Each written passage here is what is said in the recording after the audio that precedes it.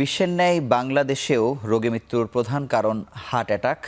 প্রতি বছর কী পরিমাণ মানুষ আসলে মারা যায় সেটির পরিসংখ্যান সঠিকভাবে বলা যায় না, তবে এই হার্ট মানুষ চাইলেই সুস্থ রাখতে পারে, কিন্তু মানুষ জেনেও অনেক নিয়মকানুন না মেনে চলার কারণে অনেক ক্ষেত্রে মৃত্যুর শিকার হয় একটি পর্যায়ে গিয়ে।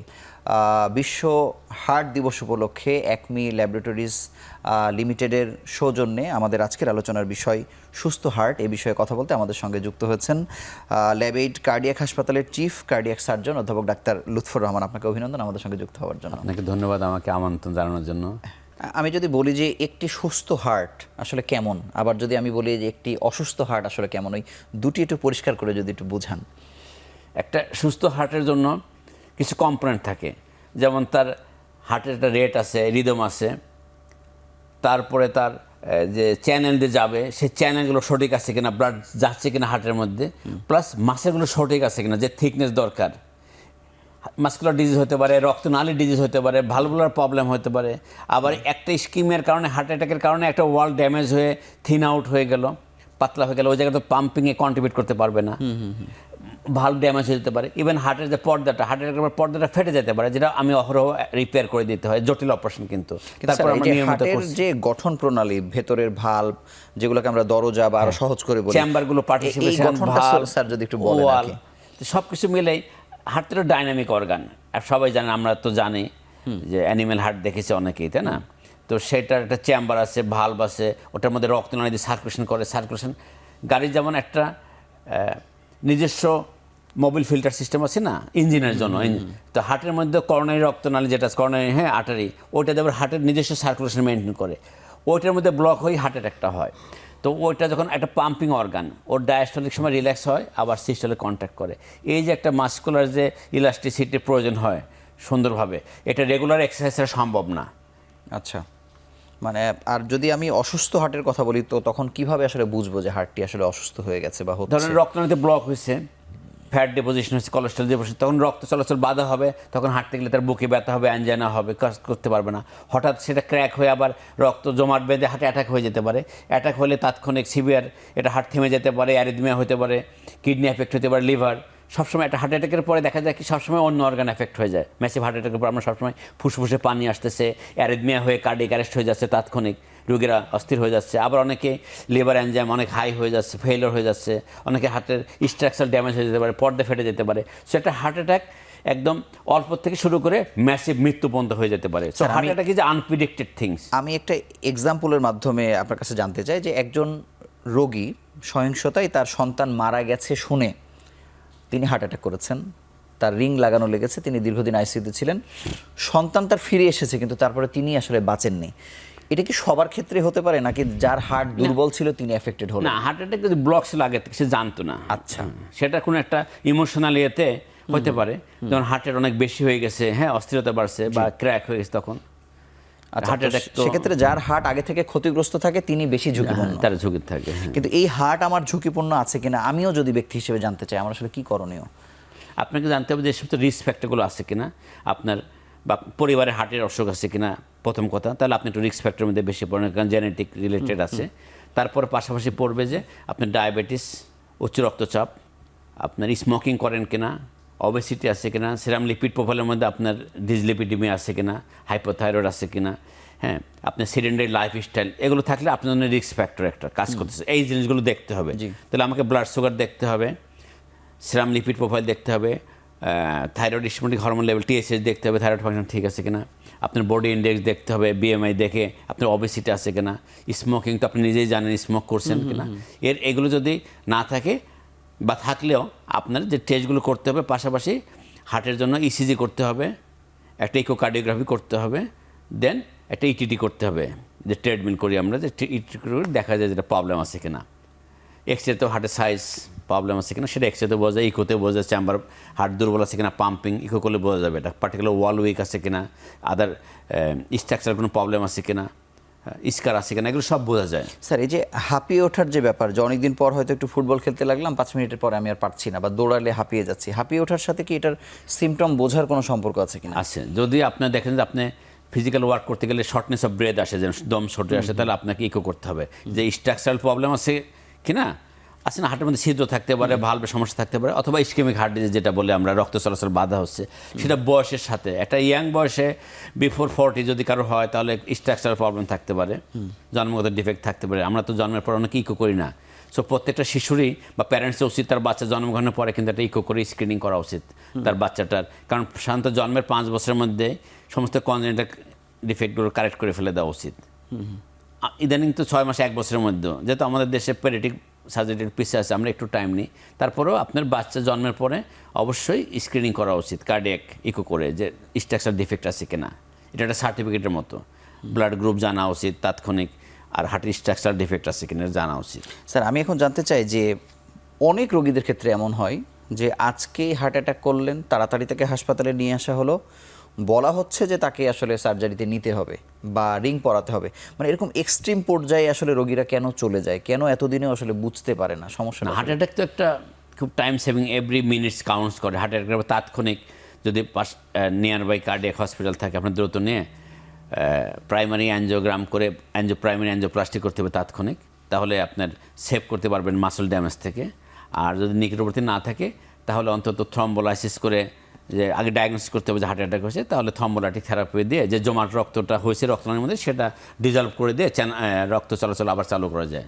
সো দুটো ট্রিটমেন্ট অপশন থাকতেছে। একটা হচ্ছে ইন জেনারেল মেডিকেল ট্রিটমেন্ট, লাংসে পানি আছে কিনা, হার্টের ঠিক আছে কিনা, হ্যাঁ, সেগুলোর সাথে রক্ত পাতলা রাখার ওষুধ, হ্যাঁ, হেপারিন দেওয়া, হ্যাঁ, ফ্র্যাকশন হেপারিন দেওয়া, তারপর আপনার থ্রম্বোলাইসিস দেওয়া, প্রয়োজনে অ্যাঞ্জিওগ্রাম অ্যাঞ্জিওপ্লাস্টি করে ঠিক করে ফেলতে হবে। ফুসফুসে পানি আসলে ল্যাসিক্স দিয়ে ড্রাই করে ফেলতে হবে। অ্যারিদমিয়া থাকলে অ্যামিড্রন দিয়ে ঠিক করতে হবে। সো বা ইভেন একটা হঠাৎ সাডেন একটা অ্যারিদমিয়া হলো, হার্ট থেমে যাচ্ছে, তাহলে ডিসি শক দিয়ে ঠিক করে যেতে পারে। সো হসপিটালাইজেশন খুবই জরুরি, খুবই জরুরি, কারণ এটাকে হালকা চোখে নেওয়া যাবে না।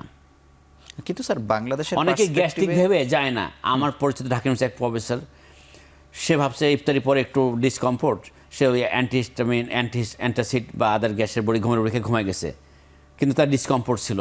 পরের গভীর রাতে যখন তার ঘুম ভাঙছে আরও ডিসকমফোর্টে, তখন হাসপাতালে যাওয়ার সময় পায়নি, কিন্তু হাসপাতালে আসার আগে ব্রড ডেট হয়ে গেছে। সো যদি তখন যত রাতই হোক না কেন ডিসকমফোর্ট কার্ডিয়াক যদি আফটার 40 হয়, সাসপিশিয়াস হয়, তাহলে কিন্তু আপনাকে গ্যাস্ট্রিক ভেবে অ্যান্টাসিডকে শুয়ে না একেবারে স্যার মোটা দাগে যে মানে এই ধরনের অসুবিধা হলে হার্ট অ্যাটাক বা হার্টের সমস্যা মনে করে আসলে গেলে ভালো, কারণ গ্যাস্ট্রিক হলে তো তার বড় সমস্যা হচ্ছে না, কিন্তু স্ক্রিনিং করতে হবে।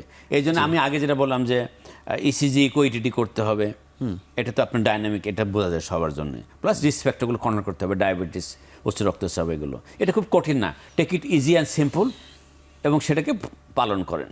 স্যার আরেকটা হচ্ছে যে যতজন আসলে আক্রান্ত হচ্ছে বা হার্টের ঝুঁকিতে আছে, মানে সার্জারির টেবিল পর্যন্ত যেতে হয়, এই সংখ্যাটা আসলে কেমন? অ্যাকুরেটলি বলা মুশকিল। অ্যাঞ্জিওগ্রামের পরে তো একটা বড় অংশই আমরা অ্যাঞ্জিওপ্লাস্টি করে ঠিক করতে পারি। একটা দুটা ব্লক যেগুলো সিম্পল ব্লক, হ্যাঁ, ইভেন যদি মিড লেভেলে থাকে 3টা ব্লকও ঠিক করা যায়। কিন্তু যদি খুব মুখে ব্লক থাকে, মেইন আর্টারির মুখে, বা ডিফিউজ ডিজিজ, যাদের ডায়াবেটিস থাকে তাদের ব্লকগুলো অনেক ডিফিউজ।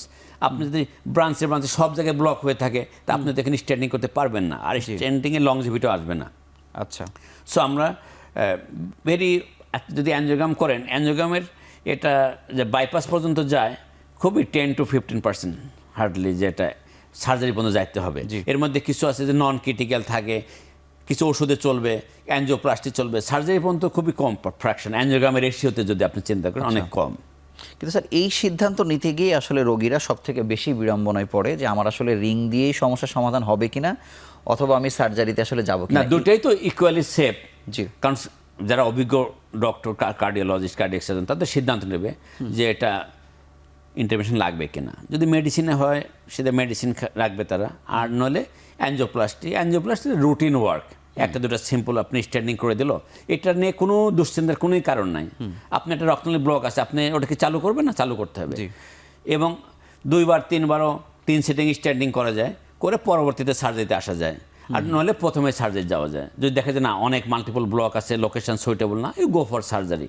ডায়াবেটিক পেশেন্ট আছে, সো আপনাকে বেস্ট অপশনটা সবসময় নিতে হবে। স্যার এমনি বয়স্ক রোগীদের ক্ষেত্রে আসলে কোনটা চুজ করা ভালো? এটার সাথে সম্পর্ক নাই না, এটা হচ্ছে যে আপনার ওইটা ফিজিবল কিনা। যখনই স্ট্যান্ড ফিজিবল, পসিবল টেকনিক্যালি এবং longevity, will go for standing. We nobody wants cutting and under anaesthesia surgery. আমরা কেন যাব? কিন্তু যদি স্বাভাবিকভাবে প্রয়োজন হয় দীর্ঘমেয়াদী চিকিৎসার জন্য এবং সেটার সেফটি মার্জিনের জন্য যদি বাইপাস লাগে will go for bypass surgery. আজকাল তো বাইপাস আমরা হার্ট চালু রেখে নিয়মিত করছি, বিটিং হার্ট হাজার হাজার, আমি নিজেও প্রায় 15,000 উপরে বাইপাস সার্জারি করেছি। এই যে সাকসেস রেট 99% উপরে, প্রায় 100% সাফল্য নেই, সব জটিল সার্জারি করি বাংলাদেশেই। বাংলাদেশ তো এখন হৃদরোগ চিকিৎসা গর্ব করে। বটে। হ্যাঁ, এই সার্জারিটা কিন্তু আমরা এই 2000 সাল থেকেই এই ফ্ল্যাগশিপটা নিয়ে আমরা দৌড়াচ্ছি, গর্ব ভরে যে বলছি যে বিশ্ব হার্ট দিবসে আমরা কিন্তু অনেক সফলতা নিয়ে এখানে আছি। আন্তর্জাতিক পর্যায়ে সফলতা নিয়ে আমরা কাজ করি। আমাদের দেশে অনেক হাসপাতাল, এখন অনেক কার্ডিওলজিস্ট আছে, কার্ডিয়াক সার্জন আছে, তারপরেও সব কিছু তো সমানই না। জটিল কেসগুলোর জন্য আরও অভিজ্ঞ সেন্টারে অভিজ্ঞ সার্জন দরকার, জটিল কেসগুলোতে অভিজ্ঞ কার্ডিওলজি দরকার, অভিজ্ঞ হসপিটাল দরকার। ডক্টরের বাইরেও তো হাসপাতালে এনভায়রনমেন্ট লাগে, ব্যাকআপ লাগে, নার্স লাগে, তাই না, এনভায়রনমেন্ট লাগে। সব কিছু মিলে আমরা কেন বিদেশ যাইতে চাই? বিদেশের ডক্টরের বাইরেও কিন্তু আদার এনভায়রনমেন্ট আছে। আমরা গ্র্যাজুয়ালি ইমপ্রুভ করতেছি আমাদের হাসপাতালগুলো, সরকারি বেসরকারি সেক্টরে আমরা চেষ্টা করছি এবং আশা করি আগামী দিনে এই উন্নতিটা আরও হবে। মানুষ হাসপাতালে দিলে যে পরিবেশ চায়, একটা 5 স্টার হোটেলে, হাসপাতালেও সেগুলো দিচ্ছে, চেষ্টা করছে। বিদেশের রাস্তাঘাটের সাথে যেমন আমাদের তফাৎ আছে, বিদেশের বাড়িঘরের সাথে আমাদের তফাৎ আছে, তা আমাদের হাসপাতালের সাথে তফাৎ থাকবে, বাট আমাদের সময় দিতে হবে। স্যার আসবো, আমরা ছোট্ট একটি বিরতি নিয়ে আবার আলোচনায় ফিরছি।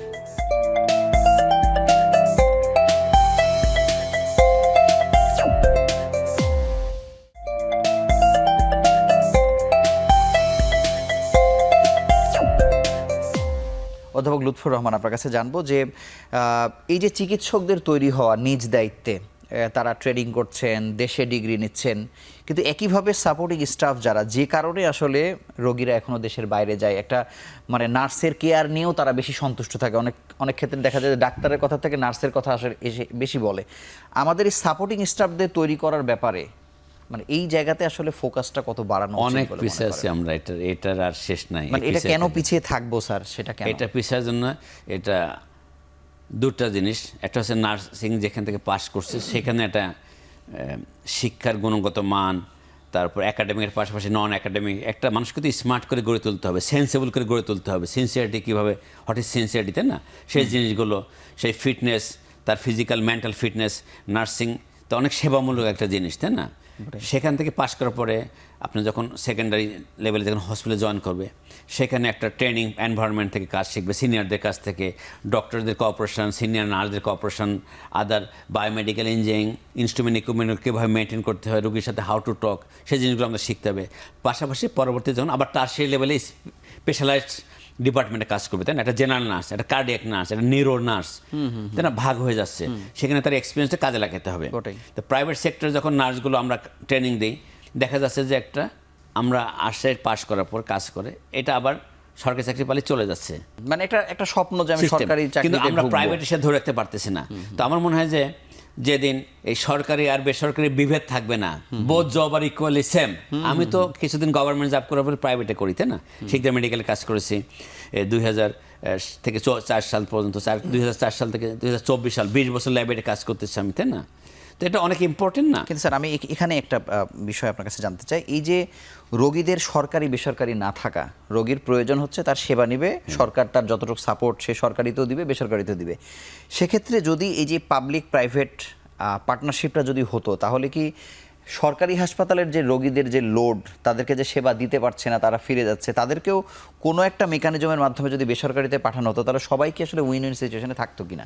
জবের ক্ষেত্রে আমরা বেনিফিটগুলো দিয়ে করতে পারি ওটা, কিন্তু রোগীর ক্ষেত্রে ওপেন চয়েস দিতে হবে। জি, রোগীর ক্ষেত্রে আপনার একটা প্রাইভেট এয়ারলাইন্সে, আমি বিমানে কক্সবাজারে যাচ্ছি না, প্রাইভেট এয়ারলাইন্সে ইম্যাটেরিয়াল, কিন্তু তো আমাদের হাসপাতালে কিন্তু সেম স্ট্যান্ডার্ড মেনটেন করতে হবে। আমি জাতীয় হৃদরোগে গেলাম না, ল্যাবেট কার্ডিয়াক হাসপাতালে গেলাম, এটার মধ্যে ওই রোগী তার বাসার অবস্থান বুঝে ইমার্জেন্সি ক্ষেত্রে যাবে, রুটিনের ক্ষেত্রে তার চয়েস। সে সরকারি যেতে পারে, বেসরকারি যেতে, সে বিদেশে যেতে পারে, আপনি তো তাকে লিমিট করতে পারবেন না। তার ছেলে মেয়ে বাইরে থাকে বা নিয়ে যেতে চাচ্ছে, বা তার একটা অ্যাফোর্ডেবিলিটি আছে, সে পাশাপাশি রিল্যাক্স করতে চায়, ছুটিও কাটাতে চায়, সে যাইতে পারে। আমি আরেকটু স্পেসিফিক জানতে চাই যে এক একটি কার্ডিয়াক সেন্টারে যে পরিমাণ প্রস্তুতি থাকে, সব কার্ডিয়াক সেন্টারে কিন্তু রোগীদের লোড সেরকম থাকে না, মানে 100% লোড তো তার থাকে না। তো মানে সেক্ষেত্রে সরকারি এবং মানে বেসরকারি হাসপাতাল কোনো একটা জায়গায় এক হলে, যদি আপনার টিমকে যদি তার সর্বোচ্চ সাপোর্ট দেওয়া হয়, তার রেমুনারেশন বা তাকে যেভাবে সাপোর্ট বেসরকারি হাসপাতাল দিচ্ছে, তাতে কি রোগীরা আর একটু বেশি সেবা পেত কিনা? আমার মনে হয় যে দুইটার মিশনের কোনো সুযোগ নাই, সরকারি বেসরকারি। সরকারি তার মান উন্নয়ন করবে, সরকারি হাসপাতালের বিভিন্ন শ্রেণী পেশার মানুষ যেভাবে এসে তাদের প্রতি ভালো ব্যবহার করার, হ্যাঁ, তাদের ইকোনমিক যে কস্ট কার্টেল করার, সেভাবে তারা সেবা নিয়ে যাতে হাসি মুখে ফিরতে পারে, we should be happy government. এবং অনেক এগিয়েছে কিন্তু বাংলাদেশের কার্ডিয়াক চিকিৎসা সব হাসপাতালে। কিন্তু স্যার, আপনি দেখেন কোভিড টাইমে করেছে জাতীয় হৃদরোগ হাসপাতালে অ্যাঞ্জিওগ্রাম, হিউজ পরিমাণ অ্যাঞ্জিওপ্লাস্টি কিন্তু গভর্নমেন্ট হাসপাতালে করছে। কিন্তু স্যার, বাংলাদেশের যারা খুব পায়োনিয়ার মানে হার্টের সার্জন যারা, সেটা ডাক্তার জাহাঙ্গীর বলি, আপনি বলি, যা অন্য যারাই আছেন, মানে তাদেরকে কাজে লাগানোর সরকারি ক্ষেত্রে পরামর্শ নিয়ে, আপনাদের এক্সপার্টিস নিয়ে, সেই জিনিসটা কেন হয় না বা হওয়া উচিত কিনা? আমরা কিন্তু ফ্রিকোয়েন্টলি প্রফেশনাল সেমিনারগুলো করি, সেখানে সরকারি বেসরকারি ডাক্তাররা ভিউ এক্সচেঞ্জ হয়, এক্ষেত্রে কোনো গ্যাপ নাই। আমি জাহাঙ্গীর ভাই বা ফারুক যারা আছে সিনিয়র, আমরা কিন্তু সবাই সব সেমিনারে একদম মিলেমিশে কাজ করি। তো এক্ষেত্রে কিছু আমাদের কোনো গ্যাপ নাই প্রাইভেট হাসপাতালের সাথে গভর্নমেন্টের। আর শুধু পলিসিগত বা রোগীদের ক্ষেত্রে সেটা এখন যেভাবে চলছে ইটস ওকে। সরকারি বেসরকারি যার যেখানে সামর্থ্য আছে, কাছে আছে, পরিচিত ডাক্তারের কাছে, কেউ আমার কাছে আসতে চায়, কেউ অন্য ডাক্তারের কাছে যাইতে চায়, অন্য হাসপাতাল যাইতে চায়, তার বাসা গুলশানে, কেউ বাসা ধানমন্ডি দিকে, লাইব্রেরি সবাই আসতে চাবে না, আবার সবাই গুলশানে যেতে চাবে না। So depends on. একজন সার্জন হিসেবে বাংলাদেশে একেবারে বলা যায় শুরুর দিক থেকে আপনি কাজ করছেন, এখনও এই হৃদরোগের সার্জারির ক্ষেত্রে বা হৃদরোগের চিকিৎসার ক্ষেত্রে আপনি কোন চ্যালেঞ্জগুলো ফেস করেন বা মনে হয় যে এগুলো আসলে নিরসন দরকার? যে আমাদের সচেতন হলে আমরা রুটিন ওয়ার্ক, টাইম হাতে নিয়ে একটা জায়গায় পৌঁছা, আর ইমার্জেন্সি ক্র্যাশ, তো ক্র্যাশ হয়ে হার্ট অ্যাটাক হয়ে পেইন নিয়ে হাসপাতাল যাওয়ার সাথে রুটিন ওয়ার্কআউট করে করা উচিত। আর ইমার্জেন্সিটার জন্য যে সমস্ত হাসপাতাল আমরা যেন সবসময় তাৎক্ষণিক প্রস্তুত থাকতে পারি, সেই জিনিসগুলোর ব্যাপারে আমাদের টিম অর্গানাইজেশন, যেমন প্রাইভেট হাসপাতাল আমাদের সব 24 ঘন্টা খোলা থাকে। আপনি যে কোনো সময় গভীর রাতে আসলেও কিন্তু ক্যাথ ল্যাব খোলা পাবেন, অ্যাঞ্জিওগ্রাম করে তাৎক্ষণিক প্রাইমারি অ্যাঞ্জিওপ্লাস্টি, সিসিওতে ডাক্তাররা একদম বিনেদ্র রজনী কাটাচ্ছি স্ট্যান্ড বাই রিসিভ করার জন্য টিম থাকে। So it's good. তারপরেও বিদেশের সাথে আমাদের রাস্তাঘাট কমিউনিকেশন, গভীর রাতে আমাদের ড্রাইভার থাকে না, তাই না, ইজি অ্যাম্বুলেন্স সার্ভিসটা অ্যাভেলেবল থাকে না। এই জন্য আমাদের দেশে হাসপাতালের দিক থেকে সংকট না, মানে হাসপাতালে পৌঁছানো পর্যন্ত একটা সংকট থাকে বাংলাদেশে। তারপর পৌঁছার পর অনেক সময় একটা গ্যাপ থাকে, দেখা যাচ্ছে কি রোগীদের সাথে কিন্তু ডাক্তারদের ইদানিংকালে দু একটা ঘটনা দেখছি আমরা, মিসবিহেভিয়ার। এটা ডাক্তাররা কমিউনিকেশন করা উচিত। আমি মনে করি জুনিয়র ডাক্তারদেরও একটা ক্রিটিক্যাল কেস আসলে পরে ব্রিফিং করা উচিত। ব্রিফিং একজন ব্রিফিং করবে, বাকিরা চিকিৎসায় ব্যস্ত থাকবে, কিন্তু সামওয়ান শুড ব্রিফ যে তার এই কন্ডিশনে পেয়েছি, ফ্রিকোয়েন্টলি ব্রিফিং করা উচিত। মানে আলোচনাটা হয়ে গেলে মানে এই কেওয়াসটা আসলে হয়। হ্যাঁ, অনেক কনফিউজ থাকে। আমি জানি একজন রাজনৈতিক নেতা এসেও বঙ্গবন্ধু ইউনিভার্সিটিতে মারা গিয়েছিল, চিকিৎসা অ্যাঞ্জিওপ্লাস্টি কেন হলো না, বা বাইপাসে কেন হলো না, ডিএলএ কেন হলো, এইগুলো কিন্তু ব্রিফিং কমিউনিকেশনের গ্যাপ আছে। সিনিয়রদের কমিউনিকেশন করা উচিত। এবং ইভেন ডিস্ট্রিক্ট লেভেল একটা রোগী, হ্যাঁ, আমি যেমন বললাম যে হার্ট অ্যাটাক কিন্তু আনপ্রেডিক্টেড, সাডেন ডেথও হয়ে যেতে পারে, আবার না কিছুই নাও হতে পারে, ডিপেন্ডস অন। তো এটা ব্রিফিং করা উচিত, হাইড করা উচিত না। সবসময় রোগীও আমাদের বড় একটা আত্মীয় কিন্তু, তাই না, পার্টনার। আমি রোগীর জন্য তো সারাটা জীবন লেখাপড়া করলাম, সেই রাত জেগে ঢাকা মেডিকেল কলেজে ফজর আবি হলে পড়ালেখা করলাম, সেই এমএস করলাম, দেশ বিদেশে ডাক্তার ট্রেনিং নিলাম, কার জন্য? এই রোগীদের জন্য। সেই রোগীদের জন্য যদি আমি ব্রিফ না করলে, সেটা যদি বিহেভ ভালো না করে গ্যাপ রাখি, তাহলে আমার লেখাপড়াটা অর্থহীন হয়ে যায়, আমার টেকনোলজি কিছু কাজ আসে না, মানুষের জন্য সব কিছু। কিন্তু স্যার, আপনি কি মনে করেন যে এটা একটি হচ্ছে ব্যক্তিগত অর্জন, যে ঠিক আছে আমি কতটা কমিউনিকেটিভ, কিন্তু আমার কারিকুলাম কি আসলে এই ফোকাসড একটা মানুষকে, একটা ডাক্তারকে আরও যে কমিউনিকেশনের জায়গাটাকে স্কিল করা বা কাউন্সিলিংয়ের জায়গাটাকে আরো একটু স্মার্ট করা, এই জায়গাতে এখানে হাসপাতালে একটা বড় রোল প্লে করতে হবে। যে আমার ডাক্তাররা তো কাজে ব্যস্ত থাকে, রোগীর সাথে কমিউনিকেশন ডাক্তাররা করছে কিনা সেই জিনিসগুলো ব্রিফিং করতে হবে। আর যেটা বলে নার্সদের ট্রেনিং, কিন্তু যেটা বললাম যে হাসপাতাল অথরিটি কিন্তু নার্সিংদের ট্রেনিংয়ের ব্যবস্থা করতে হবে, বিদেশ থেকে নার্স আনতে হবে, বা আমাদের নার্সদেরও রুটিন কোনো বাইরে ভালো হাসপাতালে পাঠানো যায় কিনা। আমরা সবাই কিন্তু ডাক্তাররা প্রিভিলেজ বাংলাদেশে, হ্যাঁ, বাংলাদেশে কিন্তু অনেক ক্যাডার প্রিভিলেজ থাকে, আবার মেডিকেল প্রফেশনের মধ্যে ডাক্তাররা প্রিভিলেজ, ডাক্তারদের মধ্যে আবার সিনিয়র ডক্টররা প্রিভিলেজ, জুনিয়র ডাক্তার কিন্তু অনেক কষ্টে থাকে, সারা রাত জেগে থাকে, এই সংসার চলে না, বাচ্চার দুধ কেনার পয়সা নাই, বাড়ি ভাড়ার পয়সা নাই। হাসপাতাল অথরিটিকে কিন্তু এটা দেখতে হবে যে আমি যে রেশিওতে দিচ্ছি, হ্যাঁ, সেই জুনিয়র ডাক্তারদের ফ্যামিলি আছে, তাই না, তো ওর ছোট বাচ্চা, ওর খরচ বেশি। আর সিনিয়র ডাক্তার কিন্তু খরচ, বাচ্চার কাছে লেখাপড়া শেষ করে জব করে, সিনিয়র ডাক্তারের পয়সা লাগে না বেশি। স্যার, এই যে জুনিয়র ডাক্তার যারা হচ্ছে হাসপাতালের ব্যাকবোন বলা হয়, যাদের সার্ভিসের কারণে একটা হাসপাতালের মুখ উজ্জ্বল হয়, কিন্তু তাদের সাথে যে আচরণটা হয়, তাদের যে বেতন আটকে দেওয়া হয়, বেতনের পরিমাণ 20 থেকে 25, মানে এইটার সমাধান না করলে আমি কিভাবে একটা ভালো সেবা দিতে পারি? স্যার, আমি বলবো হাসপাতাল অথরিটিকে জুনিয়র ডক্টর এবং নার্সের দিকে খুবই মানে একটা মানবিক দৃষ্টিকোণ থেকে দেখা উচিত, ট্রেনিংয়ের ব্যবস্থা করা উচিত এবং সত্যিকার অর্থে তাদের কিন্তু রিমিউনারেশন বাড়ানো উচিত। স্যার আরেকটা বিষয় যে হৃদরোগে আসলে যাদের ক্যারিয়ার করছে, এই যে গ্রামে পাঠানোর যে সংস্কৃতি, অবশ্যই এটার মধ্যে একটা কল্যাণ আছে। এটা পরে টেম্পোরারি পাঠায়, তারপরে আবার temporary চলে আসে, পাঠায়। তারা হায়ার এডুকেশন কোর্সে চলে আসে। হ্যাঁ, একটা হচ্ছে যে যখন গ্রামে যায় ওটা তো জেনারেল ডক্টরদের একটা যে পার্ট সরকারি সিস্টেমের মধ্যে, কিন্তু যারা যখন ওখান থেকে আবার হায়ার এডুকেশন আসে তারা পড়াশোনা করে, এরা আবার যখন স্পেশালাইজ সেন্টারে পোস্টিং হয় এদের আবার তখন সিনিয়রদের তত্ত্বাবধানে কাজ করে, তখন সিনিয়রদের এটা যাতে মিস্টেক না করে, এদের সিনসিয়ারিটি এটা থাকতে হবে। ইভেন 5 মিনিটও যাতে লেট না করে, ইমিডিয়েট একটা টিম, রানিং টিম থাকতে হবে এবং তারা যেন সিনিয়রের সাথে কমিউনিকেশন করে সবসময়। এখন কমিউনিকেশন ভালো, সবসময় আমাদের online WhatsApp message update put up, গভীর রাতে আমি মেসেজ পাচ্ছি, ফোন কল পাচ্ছি, তাই না? এটা কোনো প্রবলেম নাই। সেটা গভর্নমেন্ট সেক্টর আছে কিনা আমরা জানি না, কারণ আমি তো অনেক গভর্নমেন্ট সেক্টরে অনেক দূরে আছি। সো প্রাইভেট সেক্টরে আমরা নিজ দায়িত্বে এটা মেনটেন করি, কারণ আমি চাই না যে একটা ইনসিডেন্ট ঘটুক। আপনি দেখেন এই 20-24 বছরে, হ্যাঁ, কার্ডিয়াকের বিরুদ্ধে, কার্ডিয়াক সার্জারির বিরুদ্ধে কিন্তু আমার খুশি আল্লাহর রহমতে যে আমাদের কোনো ব্যাড ইনসিডেন্টস নেই। হঠাৎ 15,000-এর মধ্যে তো একটা কেস হতেই পারে, হয়তো কোনো রোগী আমার খারাপ হয়েছে, রোগীর লোকজন মনে কষ্ট নিয়ে চলে গেছে, বাট সেজন্য আমিও দুঃখিত, তাই না? বাট সব তো আমার হাতে না, আমার একটা টিম মেম্বারও তো একটা মিস্টেক করতে পারে, সেই মিস্টেকটা আমার কারেকশনের সময় পাইনি, দেখছে যে আমি আস্তে আস্তে আধা ঘন্টা বা 20 মিনিট চলে গেছে, ওই সময় তার একটা ডেথ হয়ে গেছে, সেই একটা মৃত ব্যক্তিকে আমি ফিরাতে পারবো না। সেটার অভিজ্ঞতা নিয়েই কিন্তু আমরা পরবর্তীতে প্রিভেনশন যাই। এই যে 1000 কেসের অভিজ্ঞতা, তো এটা প্রাইসলেস জিনিস, তাই না? অভিজ্ঞতার কোনো বিকল্প নাই।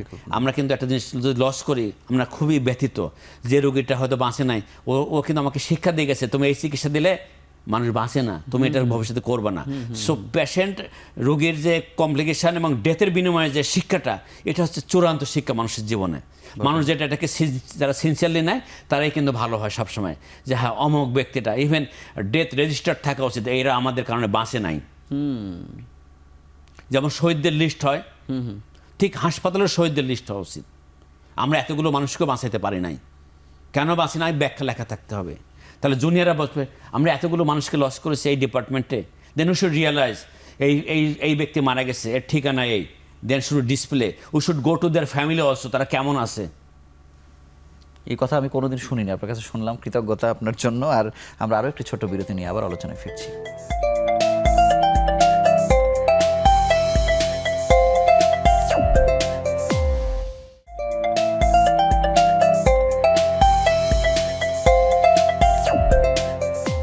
স্যার আমরা আবার হার্টের বিষয়ে একটু আসি। এই যে আমরা ধূমপান বা পানীয় বা চিনি বা লবণ, যেগুলো মানে বিষয় হিসেবে খুবই ক্ষুদ্র, কিন্তু আমার হার্টকে আসলে মানে আমরা যদি বলি খুন করে ফেলছে, সেটা আসলে বলতে পারি। মানে এই বিষয়গুলোর সাথে হার্টের ক্ষতিগ্রস্ত করার সম্পর্ক কতটা গভীর? না, এই যে এক্সট্রা সল্ট, সুগার, তো এটা তো মারাত্মক, একদম বার্ন করতেছে। হ্যাঁ, এটা চাইলে কিন্তু অ্যাভয়েড করতে পারে। আমি নিজেও তো সবসময় অ্যাভয়েড করতে পারি না, ইচ্ছা হয় একটু সুগার নেই, একটু বিশেষ করে মিল্ক টির সাথে বা কফির সাথে, তো এটা ঠিক না, কারণ যেখানে মিল্ক অ্যাড করছি সেখানে সুগার অ্যাড করার প্রয়োজন নাই। তবে ইয়াং জেনারেশন এরা অনেক সচেতন, তাই না? আমি যদি আমার ছেলের সাথে কখনো একটু কফিতে সুগার নেই, বাবা তুমি একটা হার্টের ডক্টর, ও তো ক্যামব্রিজে পড়ে, বাট ও যে সচেতন, সেই কিন্তু রেগুলার এক্সারসাইজ করে, ওর ট্রেনার দিয়ে কিন্তু আমি ট্রেনিং নিই, ফিজিক্যাল ট্রেনিং, ও যখন ছুটিতে আসে। এই যে একটা জুনিয়র ইয়াং জেনারেশন কিন্তু সবসময় অনেক সচেতন তারা। কিন্তু স্যার একই সাথে পানীয়র সঙ্গে সম্পর্কটা স্যার, সফট ড্রিঙ্কস তো সেম সুগারের একটা, তাই না? সুগার কন্টেন্ট অ্যাড করতেছে, ক্যালোরি। এটা যারা অনেক হাংরি, অনেক থার্স্টি আছে না, ইয়াং জেনারেশন দৌড়াচ্ছে, পরিশ্রম করছে ফর এ মোমেন্ট, বাট যারা আমরা দৌড়াচ্ছি না, কিছু ফিজিক্যাল ওয়ার্ক করি নাই, অনেক হাংরি না, তারা আমরা শখ করে একটা ডিনারের সাথে ডেজার্টের সাথে একটা সুগার আবার এক্সট্রা খাচ্ছি, বা জিরো ঠিক আছে যদি কখনো ইচ্ছা হয়, একটা নেশা থাকে না, যেমন জিরো কোকটা আমরা পছন্দ করি, বা জিরো ক্যালোরি, সব কিছু ইজ ডিফারেন্ট। বাট এটা একদম অ্যাভয়েড করা উচিত সবার ক্ষেত্রেই, যে ডিনারের সাথে ধূমপান। স্যার ডিনার আমি অনেক রিচ ফুড খেয়েছি, এটার সাথে সফট ড্রিঙ্কস কখনোই অ্যাড করা উচিত না, কিন্তু জানেন। মানে সফট ড্রিঙ্কসও আবার ডেজার্টের ক্ষেত্রে যদি একটু চিনি মিশ্রিত থাকে সেগুলো অ্যাভয়েড করা উচিত। স্যার ধূমপান তো আসলে মানে সব থেকে বেশি ক্ষতির কারণ। ক্ষতিটা আরেকবার যদি একটু বলেন স্যার, কত ব্যাপ্তি এই ক্ষতির? মানে ধূমপানের ক্ষতির শেষ নাই। আপনার ব্রেন থেকে শুরু করে পায়ের আঙুল পর্যন্ত গ্যাংগ্রিন হয়ে যাবে, ব্রেন স্ট্রোক হচ্ছে, চোখে আপনার চোখের ব্লক হয়ে যাচ্ছে, চোখ ড্যামেজ হচ্ছে, এদিকে আপনার মেইন রক্তনালীতে ব্লক হয়ে ব্রেন স্ট্রোক করে যাচ্ছে, ব্রেনের ভিতরে রক্তনালী ব্লক হয়ে যাচ্ছে, হার্টে ব্লক হচ্ছে, সো আপনার কিডনিতে ব্লক হচ্ছে, আপনার পায়ের রক্তনালীতে ব্লক হয়ে যাচ্ছে, গ্যাংগ্রিন হয়ে যাচ্ছে। সো ধূমপান একদম মাথার থেকে শুরু করে পা পর্যন্ত সব জায়গায় বার্ন করতে করতে আসবে, প্লাস পাশাপাশি ক্যান্সারের, brain stroke, heart attack, death, cancer, gangrene, মানে এক ধোয়াতে সব, মানে টোটাল বার্ন। বটে। স্যার আরেকটি বিষয় জানতে চাই যে বাংলাদেশে তো আমরা ওষুধের দিক থেকে স্বয়ংসম্পূর্ণ, 98% ওষুধ তৈরি করছি। মানে বাংলাদেশে যারা ওষুধ তৈরি করছে, আমাদের অনুষ্ঠানটির সৌজন্য সহযোগিতা করছে একমি ল্যাবরেটরিজ, মানে যারাই ওষুধ তৈরি করছে সেই মানটাকে আপনারা কিভাবে দেখেন, মানে কোন মানে আমরা পৌঁছেছি? না, এরা তো আপনি যে বললেন যাদের স্পন্সর হচ্ছে, এরা তো সবাই এখন স্ট্যান্ডার্ড, হ্যাঁ, এক্সপোর্ট করছে দেশের বাইরে।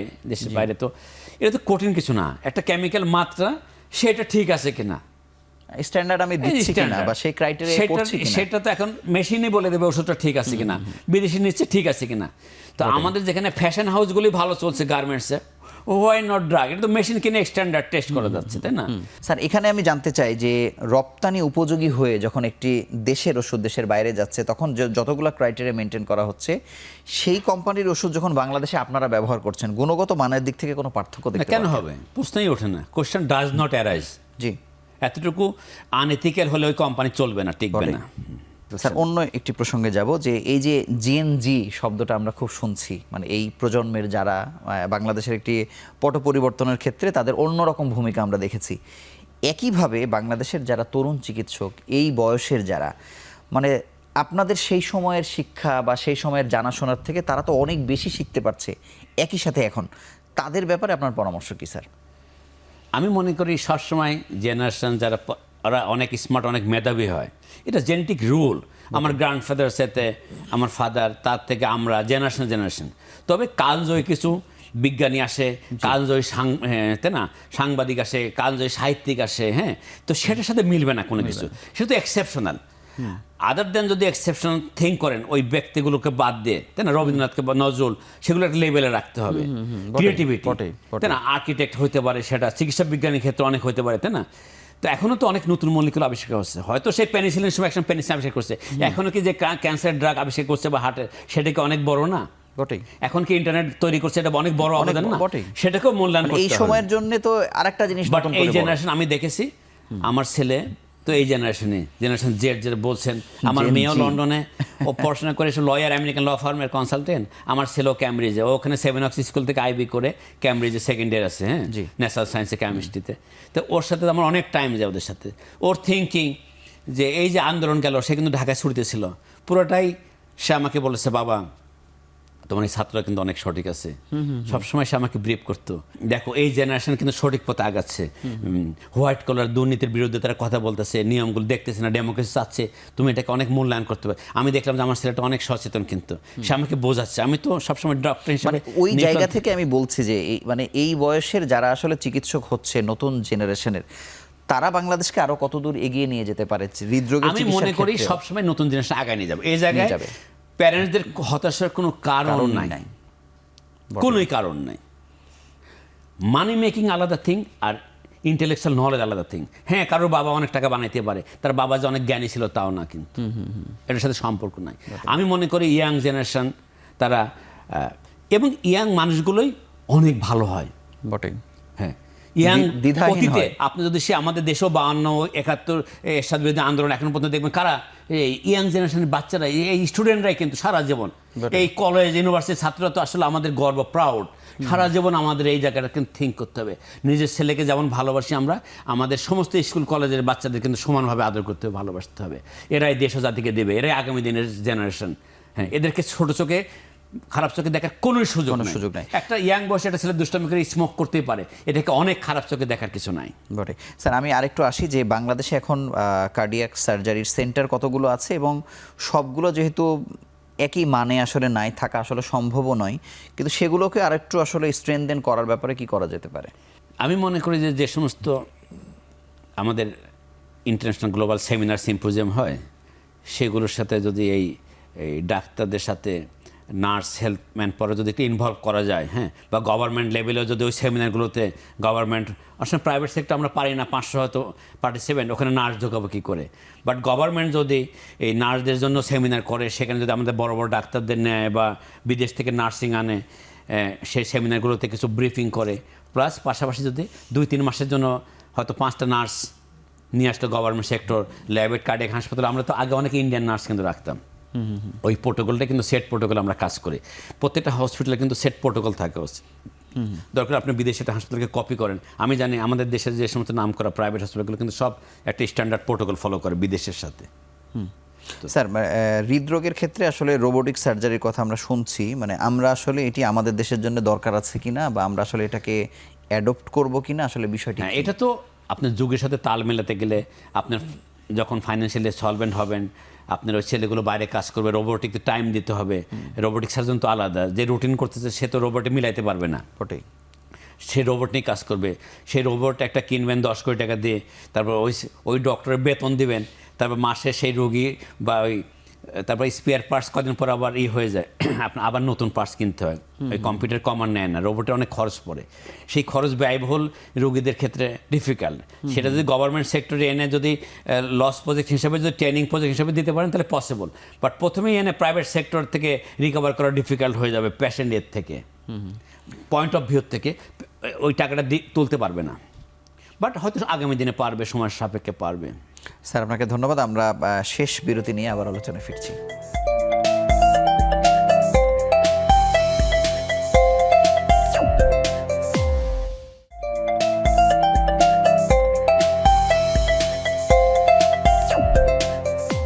স্যার, আরেকটি বিষয় আসলে এই প্রসঙ্গে আসে যে রোগীর আসলে সক্ষমতা।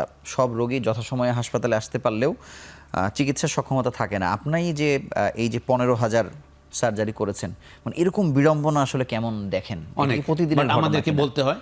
জি, আমি দেখেছি রোগী টাকা পয়সা লোন করে হাই ইন্টারেস্টের ধার করে আনে, তখন তো টাকা কেন পারছেন বা টাকা কে দিয়েছে জিজ্ঞেস করে আমি সবসময় পারিনি। সবাই তো সমান না, সেগুলোর ক্ষেত্রে আমি ছাড় দিয়ে দিই, লো প্যাকেজ করে দিই। গরিব মানুষ, সাধারণ মানুষ বা ছোটো চাকরিজীবী বা বিধবা বা আসলে পারছে না, হয়তো শিক্ষিত বা টাকা নাই, শিক্ষিত হলে যে টাকা থাকবে নট নেসেসারিলি, কিন্তু সেগুলোর ক্ষেত্রে আমাদের একটা কাইন্ডনেস, একটা হসপিটালের সিস্টেম থাকা উচিত। ল্যাবেট হাসপাতাল কখন এই ব্যাপারে কোনো বাধা নিষেধ নেই। আমি যখনই যে রোগীকে যে ট্যারিফে দিয়েছি, হয়তো কিছু জটিল কেসগুলোতে বা ফাইন্যান্সিয়াল অ্যাপ্লয়েন্ট একটু আমরা ট্যারিফ নিই। আবার কিছু গরিবের ক্ষেত্রে দেখবেন যে ওই হাসপাতালে ম্যাক্স আমি যদি 25% ক্ষেত্রে চার্জ বেশি নেই, মানে একটু বেশি কম্পারেটিভলি, 75 দেখবেন লো কস্টে দিয়েছি, কারণ আমাদের দেশে 75 মানুষ তো গরিব। এই যে একটা বাফারিং সুযোগ আছে, ল্যাবেট হাসপাতাল সবসময় এটা করি আমি। ফিক্সড রেট দিলে হয় কি, তখন গরিবও ওই ফিক্সডের মধ্যে পড়বে, আবার ধনীও একটু চিপে নিয়ে চলে যাচ্ছে। কিন্তু একটু যদি ফ্ল্যাক্সুয়েশন হালকা থাকে গরিবের জন্য, সেই উইন্ডোটা গরিবকে দেওয়া উচিত। যে কোনো জিনিসে কিন্তু একটা উইন্ডো দেওয়া উচিত, এক্সিট দেওয়া উচিত।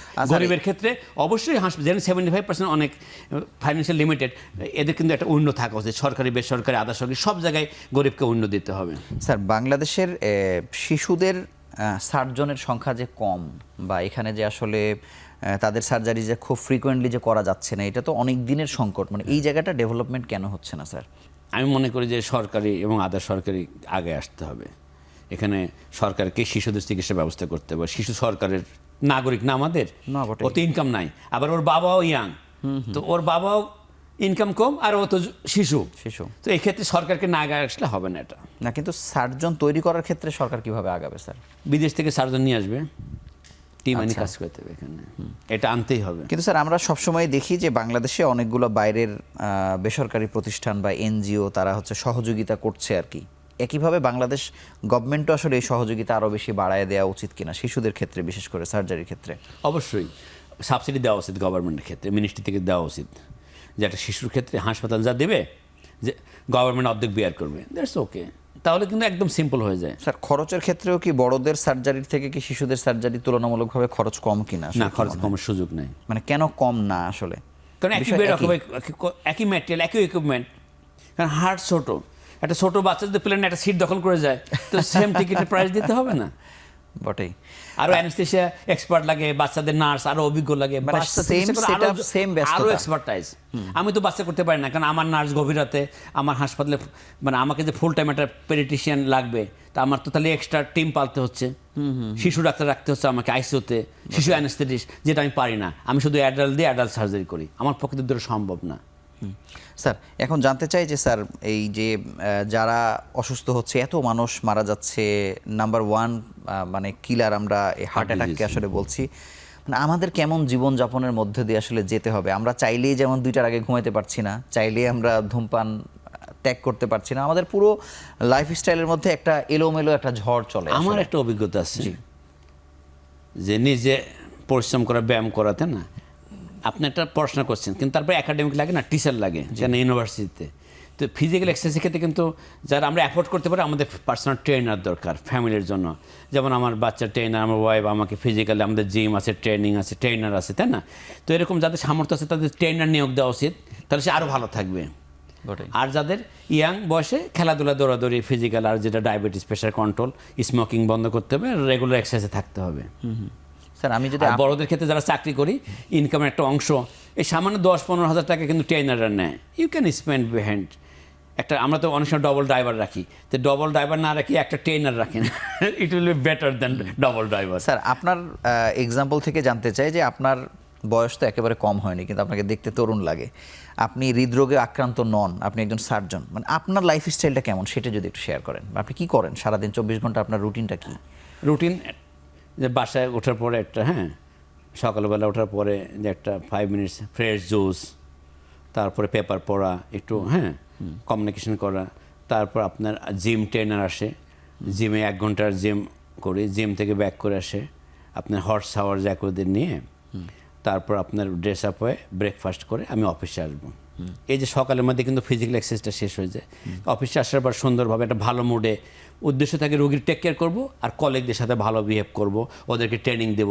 মানে আমার এই যে অফিসের 8টা ঘন্টা শুধু রোগীর জন্য না, রোগীর লোকজন, আউটডোর, ইনডোর, সার্জারি, ট্রেনিং, কলিগদের সাথে কিন্তু আমি সকালে গিয়েই 10 মিনিট চা কফি খাই। বিদেশে কিন্তু তাই করে, সবাই এসে প্রথমে চা কফি খায়। আমার ওখানে রুম আছে, সেখানে সিনিয়র জুনিয়র সবাই এক রুমে বসে চা কফি খাই। এই যে বন্ডেজ তৈরি করার প্রয়োজন আছে। তারপরে আইসিইউ নার্স, ওটি নার্স, সবাইকে বলি সব সেট আপ ঠিক আছে কিনা, তারপর আইসিইউ রাউন্ড দেবো, কাজ করব, তারপরে থিয়েটার শুরু করব, থিয়েটার শেষ করব, থিয়েটার পরে আইসিইউতে রুগী ঠিক আছে কিনা, তারপর ক্লিনিক রাউন্ড দেবো, ক্যাবিন, ওপিডি ঠিক করবো, দিয়ে সবার শেষে কিন্তু আমি হসপিটাল লিভ করি। When my all doctors has left, only ICU doctor আছে, এদের সাথে লাস্ট রাত্রেবেলা ব্রিফিং দিয়ে রাত 10টার দিকে আমি ব্যাক করে আসি। কিন্তু I am the person who leave the hospital last among my team. কিন্তু স্যার আপনি কি এই যে বসদেরকে টাইম দিতে হবে। ঘুমানোর দিক থেকে কি আসলে যথাসময়ে ঘুমিয়ে যেতে পারেন কি স্যার? মানে এই এটা প্র্যাকটিস তো আপনি কি, যে তার ঘুম প্রয়োজন সে যদি স্যাটিসফাইড হয়, that's okay, 8 hours on an average. না, কিন্তু স্যার মানে ঘুমের এলোমেলো হলে কি এটা হার্টের প্রভাব পড়ে কিনা স্যার? অতটা পড়বে কম, যতটা মানসিক তার সাথে শারীরিক। স্যার একটা সুস্থ মানুষ যদি সে মনে করে যে আমার আসলে হৃদরোগ এড়িয়ে যাওয়া উচিত, তার আসলে কেমন জীবনযাপনে অভ্যস্ত হওয়া উচিত? সব কিছুকেই যেমন অতি ওভার স্ট্রেস না হয়ে ফিজিক্যাল ওয়ার্কটাকে একটা পার্ট, আর তার ডেইলি ওয়ার্ক। একটা স্টুডেন্ট তার ব্যায়াম করতে হবে, খেলাধুলা করতে হবে। শুধু ঢাকা ইউনিভার্সিটি ভর্তি হলাম বা অক্সফোর্ড ক্যামব্রিজ আর পড়ালেখা করলাম আর ব্যায়াম করলাম না, এক্সারসাইজ করলাম না, হবে না। Physical work and study, academic plus extra academic, যেগুলো আরও আদার বই পুস্তক পড়তে হবে। একটা ব্যক্তি যেমন শুধু মেডিকেলের বই পড়লে হবে না, আদার বই পড়তে হবে। ঠিক আমাদের স্বাভাবিক লাইফ লিড করতে হলে যে ফুড হ্যাবিট, ফুড ঠিক আছে কিনা, ফিজিক্যাল ওয়ার্ক ঠিক আছে কিনা, বাড়ির মধ্যে একটা পিসফুল এনভায়রনমেন্ট আছে কিনা, at home and at office, দুই জায়গায় কিন্তু পিসফুল দরকার। রাষ্ট্রীয় পিস দরকার, রাষ্ট্র অশান্তি থাকলে পরে আমাদের ভালো লাগে না। সব জায়গায় আমাদের সবাই যার যার কাজে মনোযোগ থাকতে পারে। যত হৃদরোগের ঝুঁকিতে যত মানুষ আছে, তরুণ বা শিশু যারাই থাকুক না কেন সারা বাংলাদেশে, এদেরকে খুব দ্রুত শনাক্ত করার ক্ষেত্রে এই যে প্রাইমারি যে হেলথ কেয়ার বা আমাদের যে সেট আপ আছে, এই জায়গাগুলোতে আসলে মানে কি করলে এদেরকে আমরা আর্লি বের করতে পারি, আপনি কি মনে করেন? আমি মনে করি যে সবাই নিজ নিজ জায়গা থেকে সচেতন হয়ে যদি তারা রুটিন চেক আপ করে, তারা নিজে, ফিটনেসটা তো নিজের কাছে, নিজেকেই ফিট করতে হবে। পরিবারে যারা শিক্ষিত আছে বেশি বা সচেতন, তাদেরকেই পরিবারের অন্যান্য মেম্বারদেরকে করতে হবে, চেক আপ করতে হবে। তার মার প্যারেন্টসের দায়িত্ব নিতে হবে তার সন্তানকে, তাই না? তার গ্র্যান্ড প্যারেন্টস থাকলে পারে সেটাও চিকিৎসা করতে হবে। তারপর আত্মীয় স্বজনের মধ্যে কেউ সিক আছে কিনা, যখন আমাদের পারিবারিক বন্ধন বেশি থাকে তখন অনেক সময় প্রবলেমটা শেয়ার করে।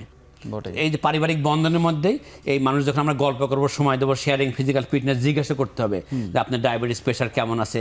যদি বলে আমি তো সুগার চেক করে নিতে, করতে হবে, প্রেশার কত জিজ্ঞেস করতে হবে। সব কিছু মিলেই প্রত্যেকটা পরিবার থেকেই এটা ফিটনেসের এটা কেন্দ্রবিন্দু হতে হবে। তারপর আমাদের জন্য কোন হাসপাতাল ভালো হবে, কোন ডক্টর ভালো হবে। অনেক ফ্যামিলিতে আছে সবাই ডক্টর আছে, বলে আমাদের চেক আপের ব্যবস্থা করে দাও, সরকারি হাসপাতালে যাও, চেক আপ করো। একটা ব্লাড সুগার আর একটা প্রেশার মাপতে তো খরচ হবে না, বটেই, তাই না? একটা ব্লাড সুগার, মানে আমাদের সচেতনতা সর্বপর্যায়ে আসলে জরুরি আর কি জীবন বাঁচানোর জন্য। প্লাস শিক্ষার ক্ষেত্র, শিক্ষার মান ঠিক আছে, একটা বই পড়লা না, তুমি এই 5টা বই হবে না, তোমাকে আরও বই পড়তে হবে। হয়তো একাডেমিক কারিকুলামে অল্প বই আছে, এর বাইরে এই আরও 10টা পড়া উচিত। বাড়িতে যারা ভালো শিক্ষিত ছেলেমেয়ে আছে ওদের গাইড করা উচিত ছোটোদেরকে, ওরা আরও কি বই পড়বে। বই পড়া তো শেষ নাই, টাইম কেন নষ্ট করবো আমরা? আমাদের অনেক পড়া উচিত, অনেক ফিজিক্যাল ফিটনেসের দিকে অ্যাটেনশন দেওয়া উচিত, ফুড হ্যাবিট, ফাস্টফুড অ্যাভয়েড করা উচিত, সফট ড্রিঙ্কস, তারপর যে সমস্ত রেডমিট, হ্যাঁ তাই না, এগুলো খাওয়া অ্যাভয়েড করা উচিত, স্মোকিং অ্যাভয়েড করা উচিত। তাহলে আমরা সুস্থ সচেতন নাগরিক হিসাবে, আর সর্বোপরি সব কিছু শেষে আমরা যে আমাদের সুস্থ হৃদয় দিয়ে আমরা দেশের জন্য কাজ করব, মানুষের জন্য কাজ করবো, নাহলে সুস্থ হৃদয় দিয়ে আমরা কী করবো। আপনাকে অসংখ্য ধন্যবাদ আমাদের সঙ্গে দীর্ঘ সময় যুক্ত থাকার জন্য এবং আমাদের স্টুডিওতে আসবার জন্য আবার আন্তরিকভাবে অভিনন্দন। আপনাকে অনেক ধন্যবাদ, আপনাদের স্টুডিও খুব ভালো লেগেছে, অনেক ধন্যবাদ। ধন্যবাদ। হার্টকে সুস্থ রাখার সবগুলো পথ কিন্তু আমরা আসলে জানি, কিন্তু আমরা মানি না। আমরা এলোমেলো চলি, বিভিন্নভাবে ভুল জীবনযাপন করি। আমরা যদি হার্টকে সুস্থ রাখতে পারি, আমি ব্যক্তি জীবনে, সামাজিক জীবনে এবং রাষ্ট্রকেও সর্বোচ্চ সহযোগিতা করতে পারি। তাই আমরা আজ থেকে এই প্রত্যয় ব্যক্ত করি, সবার আগে আমাদের হার্টকে সুস্থ রাখার নিয়মকানুন আমরা মেনে চলবো। এই প্রত্যাশা শেষ করছি। ভালো থাকুন, সুস্থ থাকুন।